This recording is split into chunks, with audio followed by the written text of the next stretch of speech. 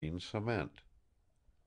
On the other side of the great sarcophagus stood another small table of alabaster, exquisitely chased with symbolic figures of gods and the signs of the zodiac. On this table stood a case of about a foot square, composed of slabs of rock crystal set in a skeleton of bands of red gold, beautifully engraved with hieroglyphics, and colored with a blue-green, very much the tint of the figures in the sarcophagus and the coffer. The whole work was quite modern. But if the case was modern, what it held was not. Within, on a cushion of cloth of gold as fine as silk, and with the peculiar softness of old gold, rested a mummy hand, so perfect that it startled one to see it.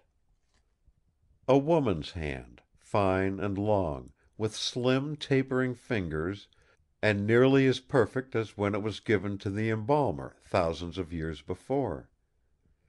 In the embalming it had lost nothing of its beautiful shape; even the wrist seemed to maintain its pliability as the gentle curve lay on the cushion.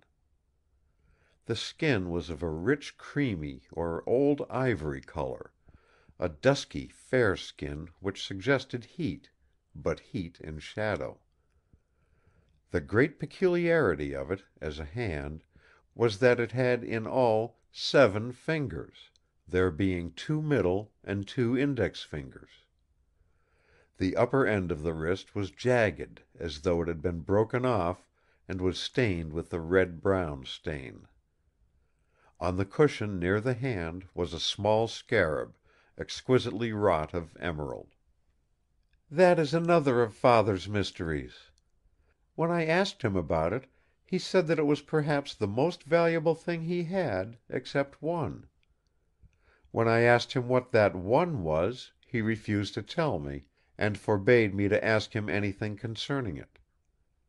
'I will tell you,' he said, 'all about it, too, in good time, if I live.' If I live! The phrase again. These 3 things grouped together, the sarcophagus, the coffer, and the hand, seemed to make a trilogy of mystery indeed. At this time Miss Trelawny was sent for on some domestic matter.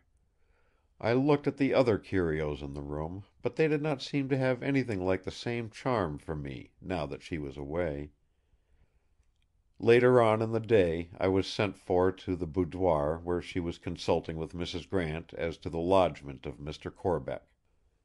They were in doubt as to whether he should have a room close to Mr. Trelawny's or quite away from it, and had thought it well to ask my advice on the subject. I came to the conclusion that he had better not be too near; for the first at all events, he could easily be moved closer if necessary.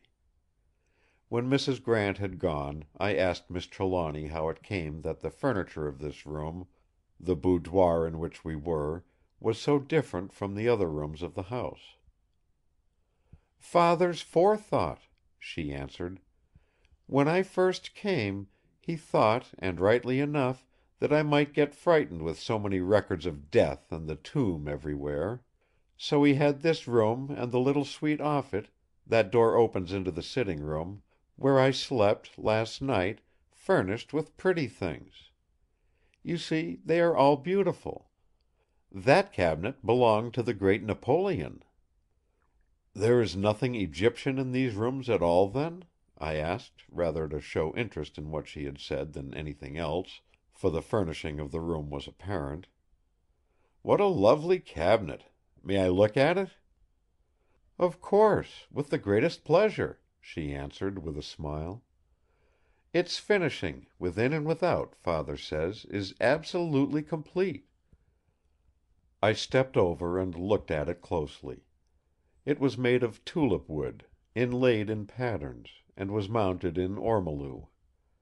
I pulled open one of the drawers, a deep one, where I could see the work to great advantage. As I pulled it, something rattled inside as though rolling. There was a tinkle as of metal on metal. "Hullo!" I said. "There is something in here. Perhaps I'd better not open it." "There is nothing that I know of," she answered. "Some of the housemaids may have used it to put something by for the time and forgotten it. Open it, by all means." I pulled open the drawer. As I did so, both Miss Trelawny and I started back in amazement. There before our eyes lay a number of ancient Egyptian lamps, of various sizes and of strangely varied shapes. We leaned over them and looked closely. My own heart was beating like a trip hammer, and I could see by the heaving of Margaret's bosom that she was strangely excited. Whilst we looked, afraid to touch and almost afraid to think, there was a ring at the front door. Immediately afterwards Mr. Corbeck, followed by Sergeant Daw, came into the hall.